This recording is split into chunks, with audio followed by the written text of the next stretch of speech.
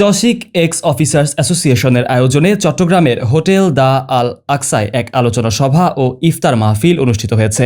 শুক্রবার বিকেলে অনুষ্ঠান আয়োজক সংগঠনের সভাপতি প্রকৌশলী রফিকুল ইসলাম মানিকের সভাপতিত্বে অনুষ্ঠানে মুখ্য আলোচক হিসেবে বক্তব্য রাখেন হেজবুত তৌহিদের কেন্দ্রীয় নির্বাহী সদস্য রাকিব আল হাসান।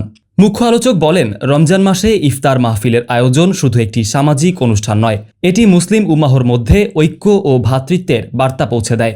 আমরা সকলকে সততা, সহমর্মিতা ও মানবিক দায়িত্ববোধের সঙ্গে এগিয়ে চলার আহ্বান জানাই।